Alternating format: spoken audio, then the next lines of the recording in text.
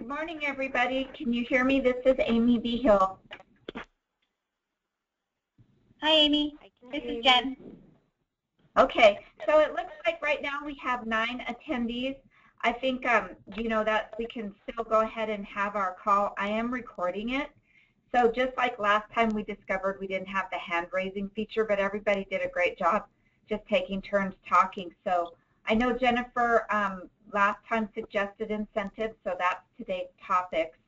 And I think with that, I'll go ahead and for you guys to start your discussion. Thank you. You're welcome. Anybody want to start?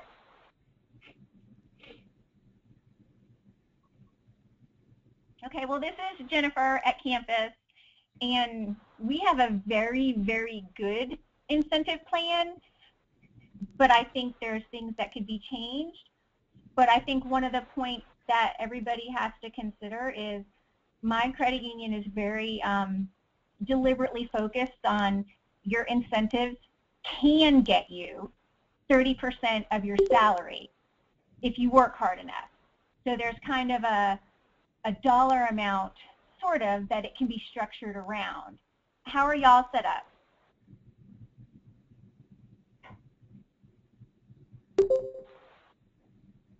Hi, this is Kayla from Harborstone Credit Union in Seattle. And right now, our contact center in both locations don't have any incentives. So we're kind of going through some management changes, so I don't know what our future holds, but I'm curious, you know, and interested to hear how other people are incenting their agents.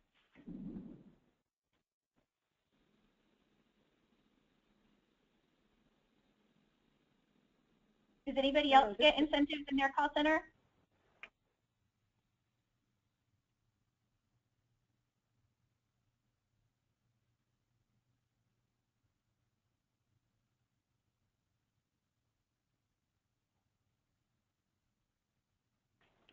This is Bridget Mayon from Members Choice Credit Union in Katy, Texas. And currently, right now, we don't have a true incentive plan. So I was hoping to get some ideas of how are you tracking it? Are you using any type of system? Are you basing it on just KPIs? Is it sales related, or what exactly are you looking at to award incentives? Well, at campus, ours are very sales-based.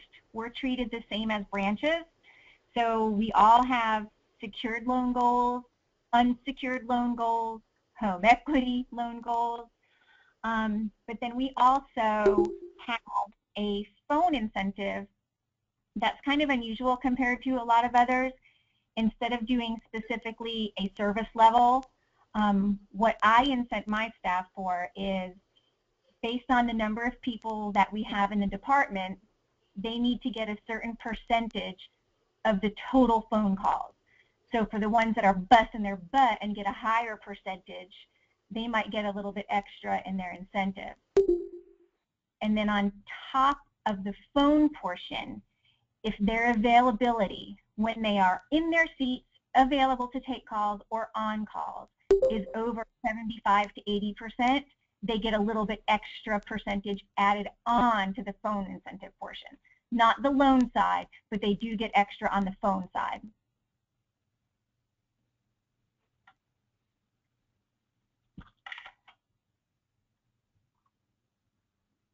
So do you pay those out monthly then? Yes, ma'am, we do. They're paid out on we get paid twice a month, so the middle paycheck, the 15th, they are paid out, and we all, different branches, depending on kind of how their goals are structured and stuff, we all have spreadsheets, and the staff is responsible for maintaining their own sales tracking. Our computer system isn't that great, so they have to track their own. We kind of spot check here and there to make sure they're telling the truth. There's minimums they have to hit before they can get paid for anything. And then the way they have our Excel spreadsheet set up is I would create a master sheet, and then I can simply hit a button, which is very wonderful, and merge all of their Excel spreadsheets into mine. So I have, when I submit them to HR, it's my entire department's incentives individually and totaled.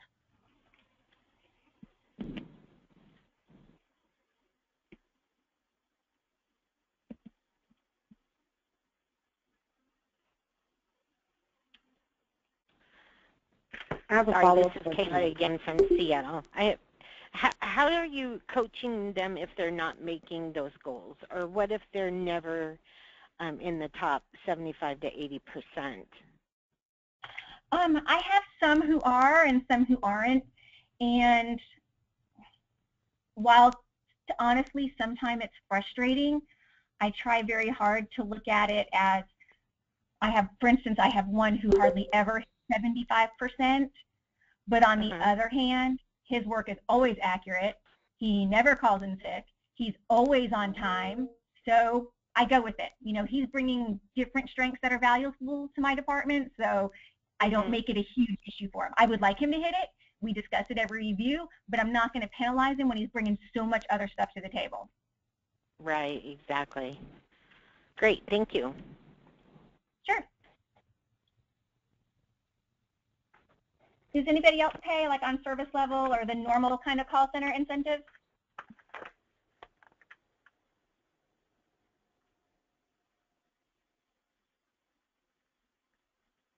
This is Kim Roper from Wildfire Credit Union in Michigan. I didn't make the first webinar. I was out of town, but I did ask our sales and service manager to come down. She's on her way, so she could give a little bit more detail on our incentives. But I can tell you, all our loan officers, so we have 15 agents, 10 of who are loan officers as well, and they are incented on stolen loans, and those incentives are based on the dollar amount of the loan. They're also incented on visas. We did not have that program in place until March 23rd, and since we started incenting on visas, our stats have just gone through the ceiling. I believe in the month of March we had 111 sold visas that were at least 1 month time the member's gross monthly income. So they're not $300 visas or $500 visas. We were looking for the quality visa that the member would use. So that program has been very successful.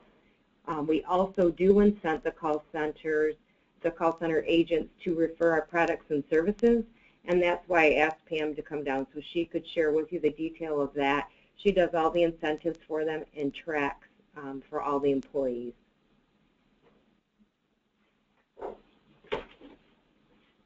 That's awesome. This is Campus again. We started a credit card push this year where they like to see a minimum of 8 credit cards per loan officer agent.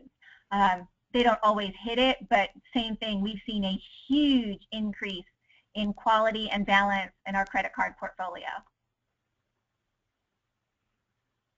So Pam Morris, who is our sales and service manager, just walked in. Pam, I was telling them about the conversation is what incentives we do for call center agents, and I talked a little bit about the stolen loan incentive, and that incentive is based on the dollar amount of the loan, and also our newer Visa promo that we're doing, which has been very successful.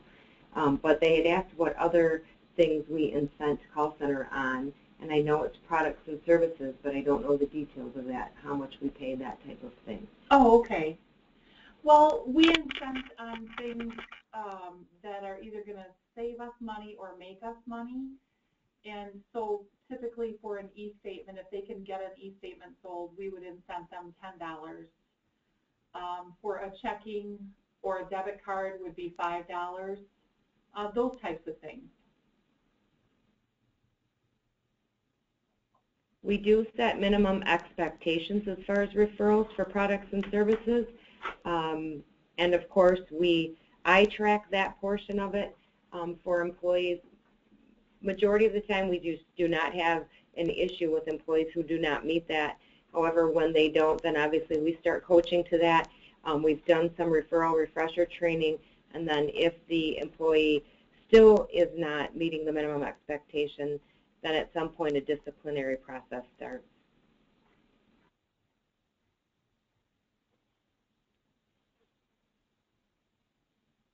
Could you give an example of what you have outlined as the minimum expectation that you're just referring to, the basic standard of how many calls they should be taking, how much availability time, how many referrals? Sure. So the minimum expectations that I'm speaking of are strictly for their selling of products and services. There's a number given. So our full-time, for example, is 36. Our part-time in call center is 23 per month. Those are referred, not sold. Right. Those are referred, not sold, as Pam just said. We understand that that is a very reasonable number. Our focus really here is not number as much as it is quality. We are really working hard and focusing on sold referrals, and we have a separate incentive plan for those. We want the call center agents to have quality conversations and certainly want the members to take advantage of those products and services. We do not incent our call center agents on time available on the phone. I just manage to that, and really we don't have an issue as far as agents who are not logged in an appropriate amount of time. So they are not incented on that portion.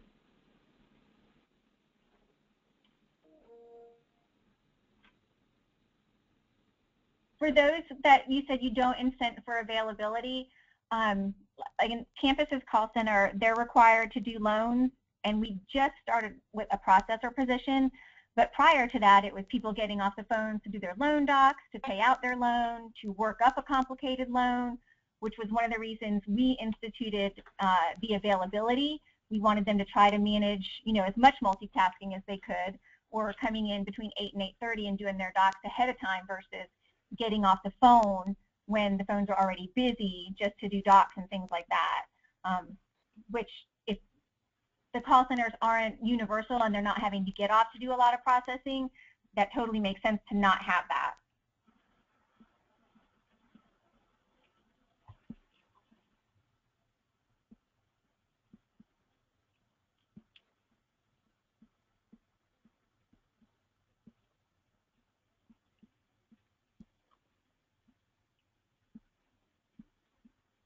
I have a question to anybody that has any types of incentives. Who sets your goals? Is it a team effort, or you do it yourself?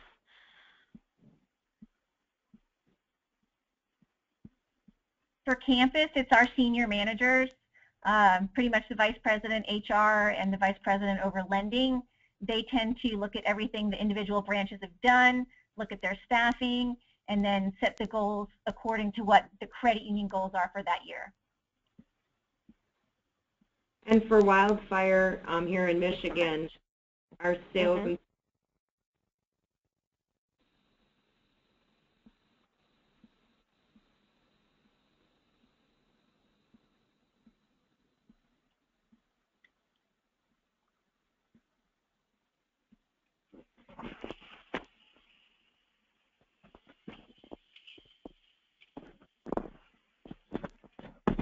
Sorry, I'm not hearing anything if someone's speaking. Did we get cut off?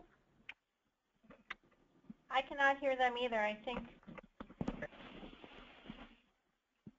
This is Kim. Here at Wildfire, I think I started talking, but somebody else was, so I didn't want to interrupt them. So our sales and service manager, along with our VP of branch operations, actually sets those, and those are based on transaction counts.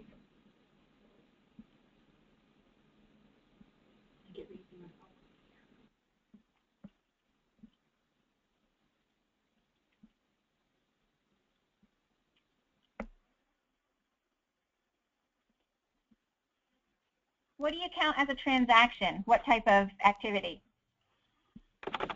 Well, for call center, it's not just phone calls, it's actual transactions, whether it be, mainly for call center, that's going to be transfers. So we're not, our expectations are set fairly low because we're not basing it on the amount of phone calls. Oh, wow. Our tellers have a transaction count, but nobody else does. That's interesting.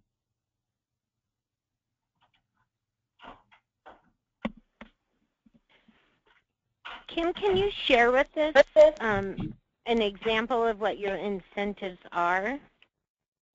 Like number of, I don't know, you say transaction count, so. When you say what our incentives are, do you mean specifically to products, like per product, or are you saying a general ballpark monthly of what they receive? Well, let's say if you're doing visas. Okay. So do you set a number of visas as a minimum and then they get incentives anything over that, or is it incentives from the very first visa?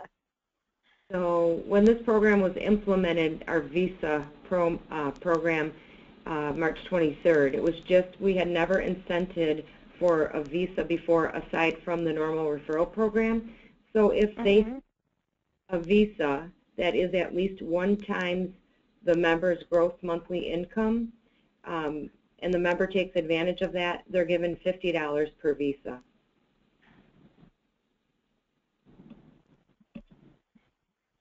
So Pam could probably talk to you a little bit about what our stats were prior to the program and what they look like now, but it has been a very successful program.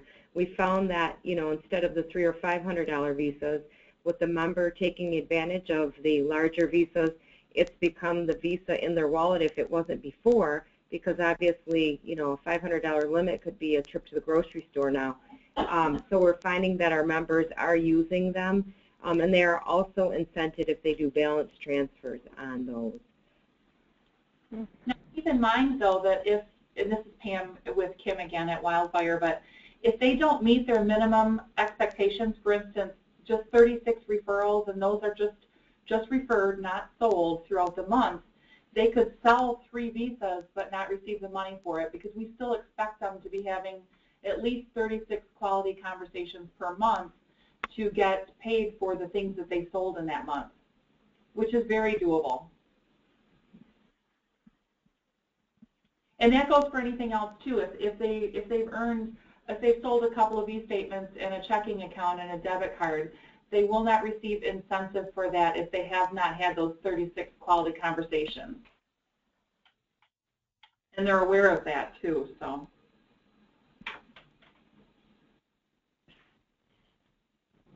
Great, thank you. Your reps earn per month or per quarter? How do you pay? Our incentive is paid monthly. Was that the question? Yes, ma'am. And can you say approximately how much your average rep would earn in incentives? Well, if there are no loans involved, if there's a representative and they didn't have any loan deals that month, I'm just gonna. It's usually under $50. You know, they pretty much drive that themselves.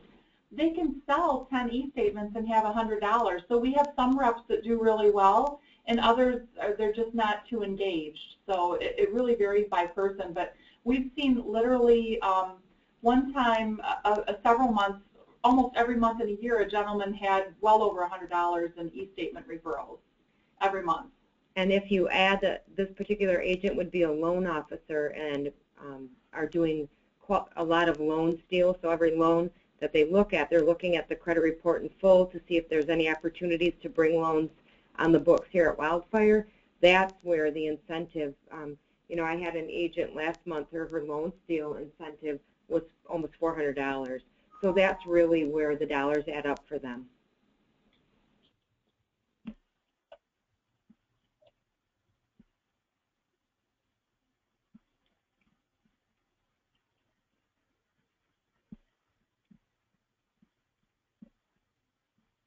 When I said in the beginning about the percentage of salary per se, I'm curious if you don't mind sharing.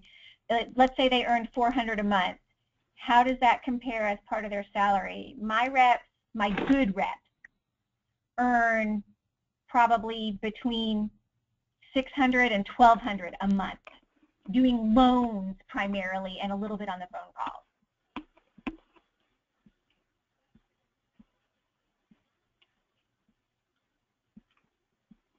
And if they're earning $600 to the $1,000 or $1,200 a month on loans, what is your incentive? How do you structure your loan incentive? Most of the loan incentives are $1 per thousand. Depending on a promotion that they might be running that particular month, it might be, you know, $5 for this kind of bundled loan, or $10 if you sell an additional whatever. But on average, it's $1 per thousand.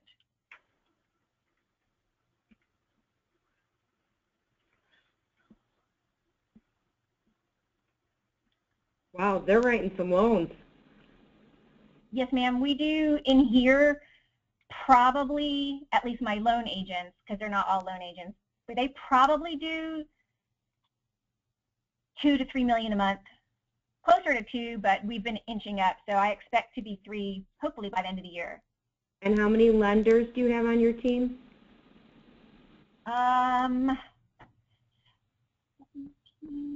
11, 12. Okay. And about how many applications do you think you take in a month? I have not tracked that lately. I would say on average, though, oh gosh. Oh, I haven't looked at that in a couple of years. I'd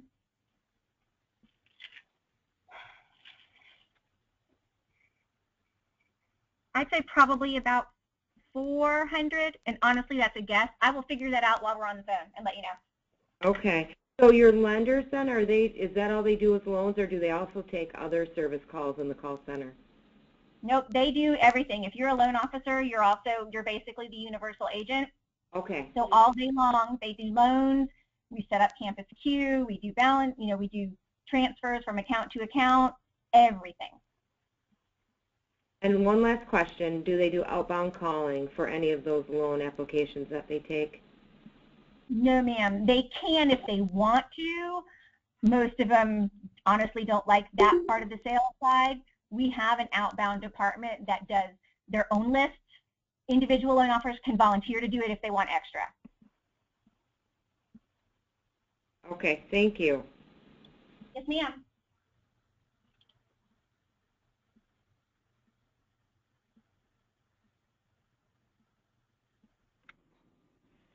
This is Juliet Ultra up in Wisconsin. And we have, my team is strictly the service side of things. We have a separate lending center. So my team is largely incented on being more like a virtual branch. So a lot of the e-services products, enhancing our online banking experience so that members have more in their own power of control than having to make a phone call to us. So we do quite a bit of education on online services, and the reps are incented to do so. So I would say my average agent makes around $200 to $250 a month extra, but I also have 2 agents that consistently average over $800 a month extra. They just don't leave a conversation go by the wayside. Now, that is not a requirement as part of their job. Time available is, but the incentives is you drive your own bus. If you're that type of personality, these are things that prevent calls going forward. So we get a lot of really good participation in that. I've heard several of you talk about the quality of the call and making sure that is the driving force. As a result of incentives, I'm sure we all are aware that sometimes people will just push things that people don't need. So to prevent that for my staff, I stole an idea from someone else on the blog to actually implement a success percentage metric. So based on how many referrals they're logging, they have to close at least 50% of those or more. It prevents them from lobbing referrals and hoping something sticks and getting paid for it. We want to ensure they're actually having a conversation about taking action. So that has really helped kind of keep that temptation at bay in terms of just lobbing referrals and really gaining the members' commitment to take action. And my team averages a success percentage of about 68%. So 2/3 of all their conversations are closing a deal.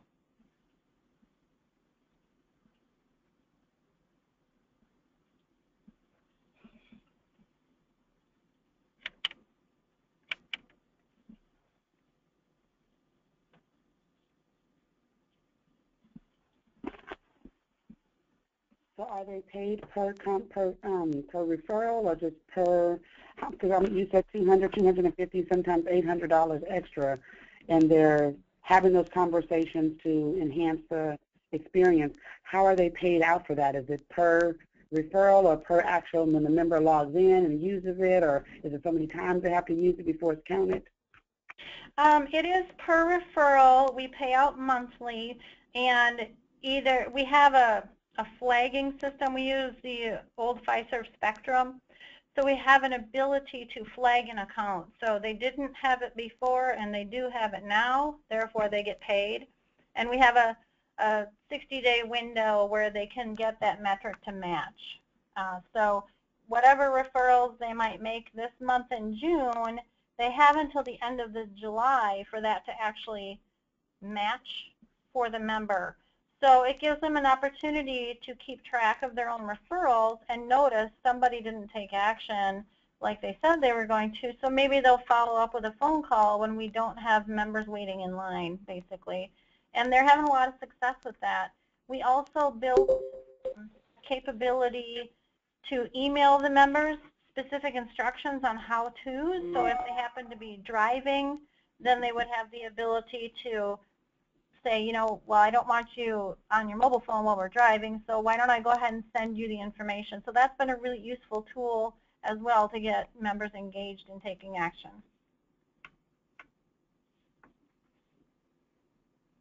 There was also conversation about time available, and we do not incent for time available expectation. However, we do throw an incentive out there for time available that's quite a bit above that percentage expectation. So it just guarantees that they're more available. And if they want to achieve that time by sitting at their desk and being available for members, then they do get a bonus for that. What's your percentage that they should hit to get an incentive? 85% available. And do y'all do loans too, or member services primarily? We are primarily member services. So most of the work is done on the call, and my team averages about an 86% rate. That's cool. And how many agents do you have? There are 19 agents under me. And about how many calls do you get a month?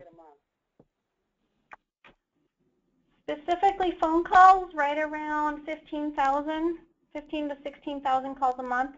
We also handle live chat, website inquiries, emails, faxes that come into the credit union, and we route all of that information or reply to it. Okay, great, thanks.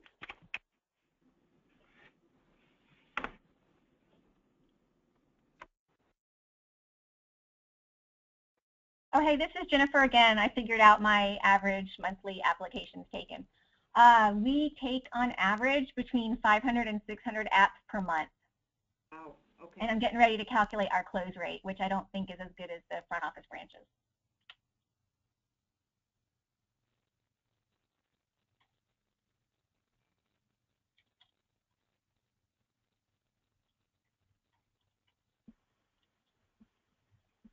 And what's the size of your credit union? We are just about $1 billion, $1.1 billion. And we have about 80,000 members. Okay, thanks.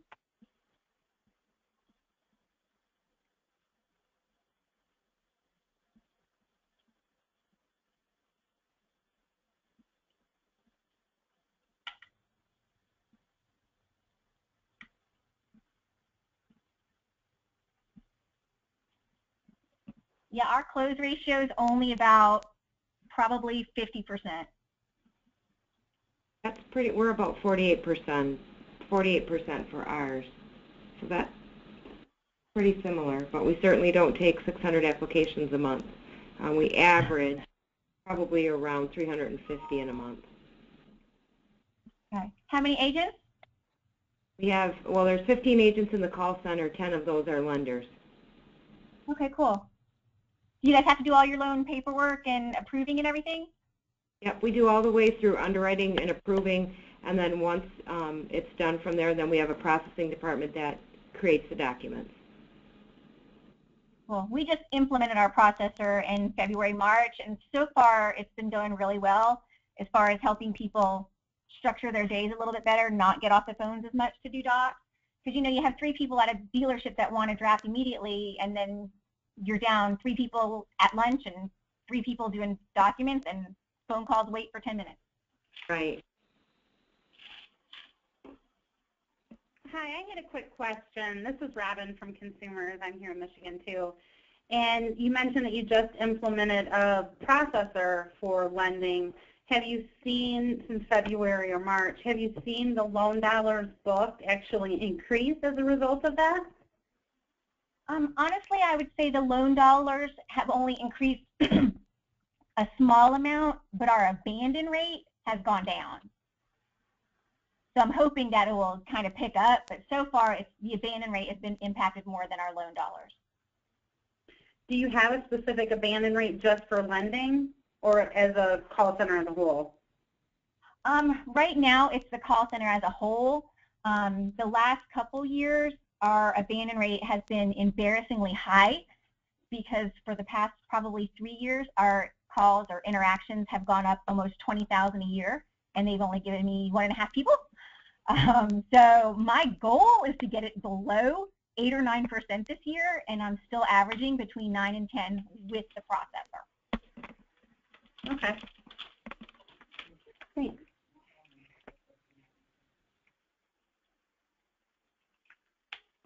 Does anybody have goals as a manager for their department outside of what their staff does?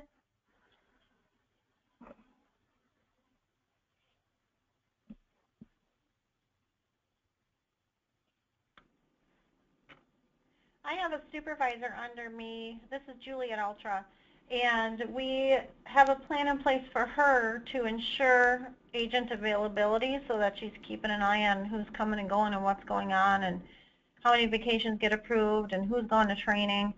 So really monitoring whether they're available to take calls and scheduling accordingly. So time available is an incentive to her to ensure X number of agents are hitting that goal and making sure that we're taking all the interactions we need to. She also gets incented based on sales and referrals, so she can earn her own incentives, but then she can also get a percentage of the team's sales. So it encourages her to encourage that behavior so that we can keep call volume at a minimum.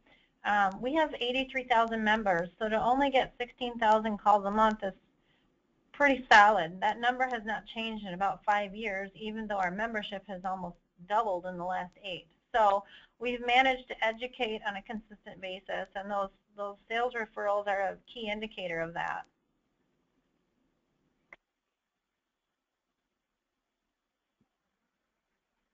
Thank you. That's really awesome. Our calls keep going up, and I will say we're looking at a new software vendor because our electronic services are miserable.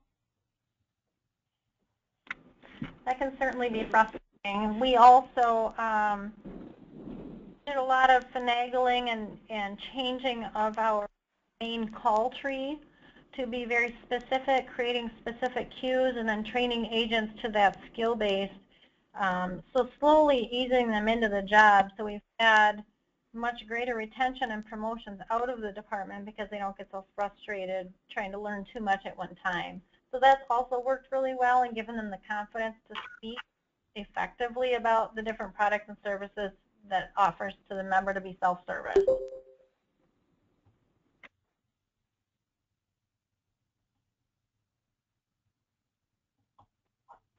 How long do you think it took your membership to catch on to they had to call the right number versus just hitting anybody to get a rep?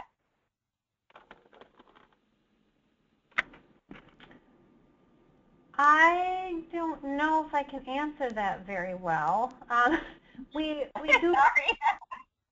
do redirect them intentionally. So, for example, a brand new person is only in the balance request queue where they can make balances, transfers, or look up something in the history of the account.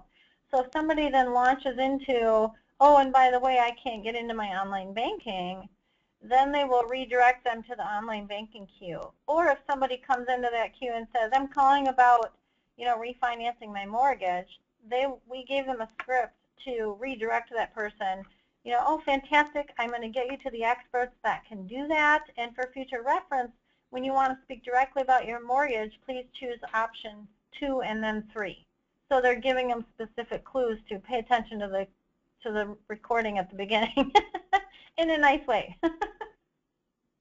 No, I think that's awesome, and I think it probably alleviates to some extent frustration on the member side as well as the rep side, getting to someone that hopefully will know what they're doing versus trying to fumble through. Because you're right, trying to learn everything at once and manage the phone calls, it's intense. It's difficult, and so it has been beneficial, and so it's really just about educating the member and redirecting their behavior, and it seems to work. We don't ever get any flack on it, so. Thank you.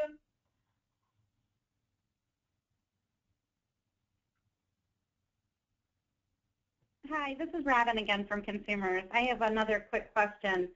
So for the credit unions that are offering a monthly kind of individual incentive for their agents, are you also offering some other type of larger, like annual bonus as a company, or is it really just more the individual, or are you offering both?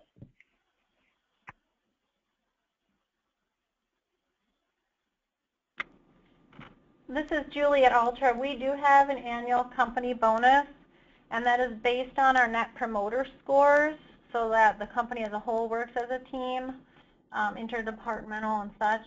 And it's also based on our ROI. So if this, then that happens, then we can get X percentage. And that can change year to year.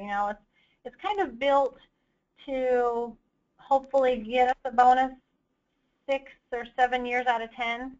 But there will be times when we have to upgrade softwares, and there's more expenses that come off the bottom line, so that ROA is less, and that's just the way it is. But it is kind of nice to keep everybody aware of what those NPS scores are and where our ROA is at, and forces us to kind of operate a little bit more lean instead of maybe wanting to add staff, creating new expenses. So it is kind of an interesting philosophy, and we just implemented that about 3 years ago. What's the average percentage that you're getting on that annual bonus? Is it like a percentage of your annual salary, I would assume? Right, it's a percentage of your salary, and 2 to 4% is probably where it comes in at. And that's eligible for all people up to the VP level. Okay, great, thanks. At campus, our annual bonus is similar. We call it the Christmas bonus or holiday bonus, but it's also based on net profit as a company. There's a certain percentage, that they'll say if we hit whatever profit, a certain percentage of that, and then it's a matter of being divided by all the employees, and then based on full-time, part-time, and hire date, everybody gets the same amount versus they don't get a percentage of their salary, but they'll get, full-timers might get $2,000, part-timers might get $1,000, or a little less, a little more, depending on how the year's gone.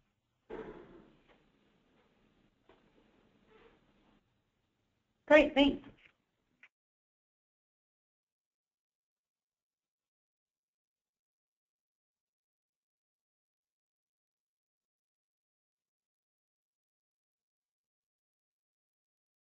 As a manager, we have additional bonuses. Like, we can earn our own money for incentives. This is Jennifer at campus again. I'm sorry, y'all.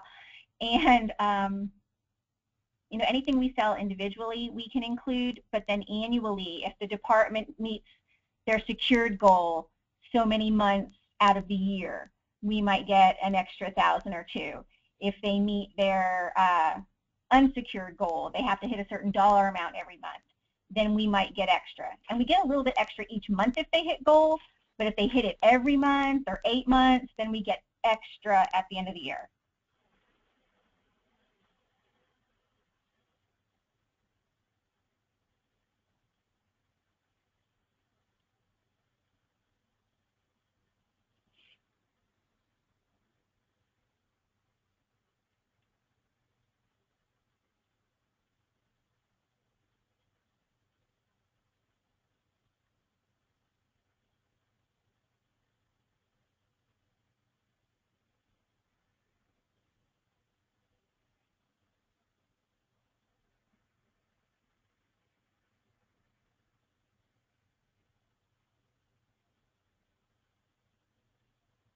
This is Robin again from Consumers. I'll ask one more question.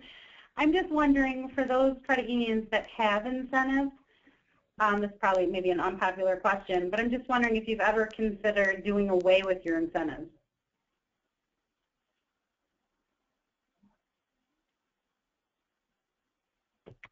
This is Jennifer at Campus. It's been considered. They are very much a double-edged sword as far as, well, call center versus branch, who's loan, blah-de-blah. And then also, like availability or quality of call, you know, you do see sometimes a tendency in some agents to pay attention to the high dollar versus the low dollar. Based on that membership, they might get a little bit better, quicker, faster service, which is not what we want. They do adjust them every year, again, based a little bit on the credit union goals. And I will say the years that they've gone down or adjusted them to be, you know, massively harder, boy, has morale gone down. It would be a huge, huge culture issue here if they were to go away.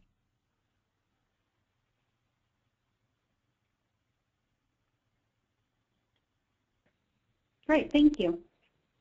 Sure.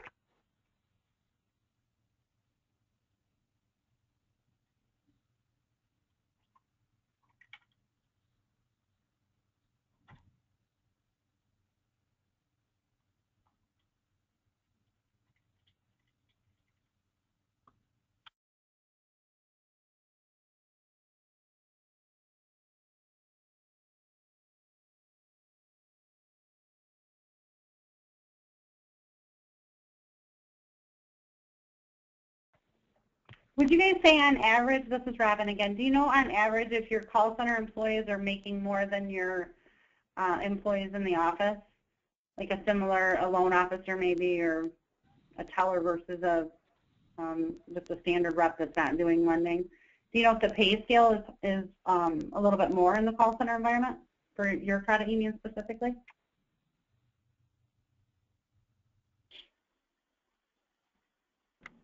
This is Julie at Ultra. I don't believe that our contact center staff makes more than our frontline lending persons. The goal is to kind of get them to dip their toes in the water, find that happy medium with sales so that it can be more of a stepping stone to go from the contact center up to the front office as a lending person. So the hope is that it kind of creates a reason to move forward.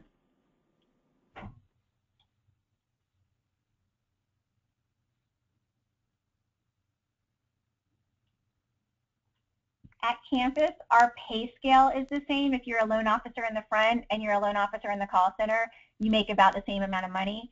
But incentive-wise, there's a huge, huge variety. Depends on the branch. If they're a busy branch, you know, we have a couple of branches that are simply service-based, unfortunately, and they don't get a lot of loans. So I would say it depends on the individual loan officer, whether it's more or less. Probably a little bit more if I were to break down the average, but I know loan officers on the front side that are easily doing $1,000 to $1,500 a month.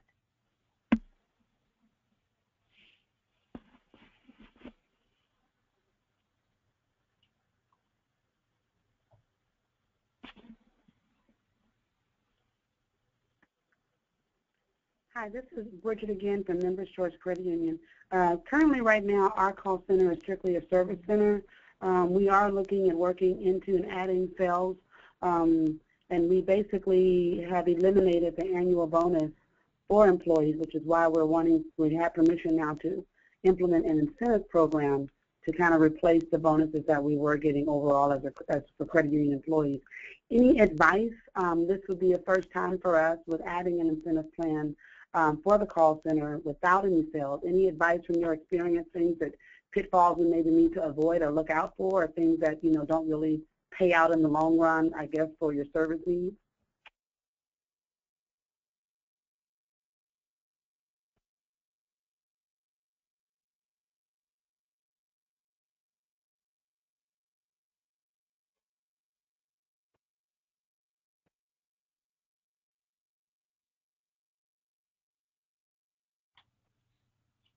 This is Jen. I would think a lot of, or any potential pitfalls would almost be more based on your software and how you can track. We're currently on Fiserv Users Telenavigator, and it's got little to no tracking, so it's very independent. The rep has to keep track of what they do specifically. If we had to, we can go back and verify every single thing, but that would be tedious. They are looking at upgrading our software in the next year or two, but they have not yet decided on a core vendor. Both of the ones we saw, though, do have, I mean, specific task tracking, which looks really cool. I can't wait till we get it. Okay, yeah, because for sure we don't have any tracking or anything at this point or any software. So do the reps, do they just, as they're on the call, put it into some type of spreadsheet, and then from there, I know you said then you can have it all imported to you. Do they have to have special time set aside to update their logs or things of that nature out of their day? Does it take much time? Not really. A lot of them do it while they're on the call. Some do it at the end of the day. In all honesty, the care and the detail that they put into it is going to affect their money, so that's up to them. I have some who are better at it than others. We do send out reports every week on the percentage of the phone calls they took, their availability, which loans paid out, and the dollar amount, so they can go in and say, okay, you know, this loan paid out, I had it on my sheet as pending, so now I'm going to give myself $1 per thousand. They can sell automatic payments or ACH VBO origination payments. For every one of those, they get $10. So every time you cross-sell it, you put it on your sheet with what we do is a little X and a number, and then they have to go back periodically on their own, make sure that they've been set up on the account, and then they can pay themselves. This is Julie at Ultra. We have somewhat of a manual process as well. We do have the intelligent CRM system linked to our branch through Fiserv. And so on the call, they'll load the referral and maybe make some notes to themselves. And then each Monday we get a report about referrals that were loaded in that CRM. So what I did then was build an Excel spreadsheet and copy it so it was available for every agent. They have their own. We copy and paste what comes on that Monday report in there, but then we leave it up to the agent to go in and cross-check who took action. So they'll go out and look for that flag that wasn't there before, but now it is, and then they'll turn that into a yes, sold. And then it automatically, the spreadsheet automatically calculates all their dollars, and then it kind of gives them a number at the top, and then they can kind of motivate themselves to the next $50 or whatever their goal is going to be. So it kind of puts some things in their own control to kind of track themselves. At the end of the month, then, I get like one giant matched report, and I'll add those into my payout spreadsheet, and I'll cross-check against the tracker that they've been tracking themselves to see if we're in line with each other.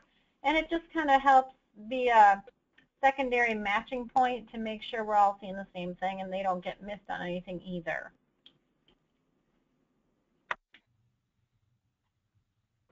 And they will do their own matching on their own time, kind of in between calls when things aren't as crazy busy. They'll stop and take a look at things and cross-check, so they can then send those follow-up emails or phone calls that they, told the member they'd call them back on. So it's just an opportunity for them to stay in charge of their own paycheck, I guess.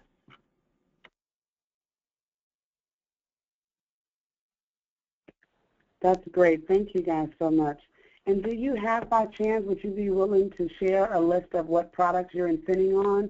I know you mentioned like the auto transfer, some of the ACH, the different debit cards and credit cards, but any other, because since you're not doing officially full-time sales, just the other services and products that you're incenting on? I'd be happy to share some of that if you want to throw your email and request out on the blog. Okay, I will definitely do that. Thank you. I'll try to send ours as well. Our HR director is really particular about sharing that, so I'll see what I can get. Okay. I'm basically starting at scratch, so if I any help that can be offered, I understand confidentiality and so forth. So every little bit helps, though. We piece it together and it works perfectly in the end. So I really appreciate that.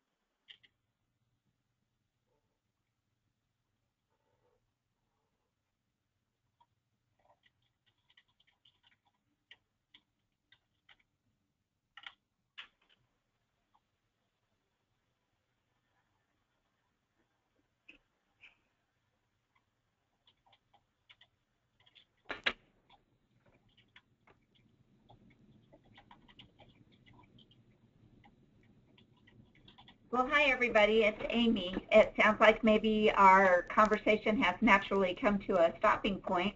It is a little bit earlier maybe than expected, but just so you know, we will have this recorded, or it was recorded, and I'm going to have that posted out to YouTube. We were trying to find a different way to publish the last call that we had, but we'll also get that one out by end of day. So there'll be 2 archived phone calls for any of your team that may have missed either of the sessions. I do want to set, there's a little invite, as you can see now on your screen, that we have a speaker that's coming to the call center conference, and she is interested in interviewing some of our folks that are planning to attend. She wants to gather some information. So the things that you need to consider if you'd like to be included is that you're available for a 50-minute conference call on July 21st at 11:30 a.m. and that's Pacific Standard Time. So that being said, just email me directly if that's something that you would like to be considered for. And then once we get the parameters set for the detail, then I'll reach out to you if you were selected to be on that, that call. And then just a reminder, as always, we're looking forward to hopefully seeing each and every one of you at our event in October. Little snippet of what today is about with roundtable discussion and asking questions. We do provide a lot of networking time for you to be able to have further discussion at the conference. So it's a great opportunity to meet these people in person and develop your conversation. So excellent today. I enjoyed listening to hearing the different things that you guys are doing, and always I appreciate everybody who contributes. Does anyone have any questions for me? Thank you, Amy. Thanks, Amy, very much. You're welcome. You guys have a great day, and I'll email out to the listserv if we develop another day. I think we are going to try to keep them on a Thursday. That seems to work pretty good, and then make it so that we'll have one and a quarter. So I was looking at that. I think that's going to put us right before call center. Anybody have a suggestion for a topic they'd like to highlight next time? Core conversion challenges. Oh, definitely. Okay. Everybody laugh at the same time. Okay, core conversion challenges. There we go. I'll make sure. That sounds great. Thank you. You're welcome. You guys have a great day. Thank you.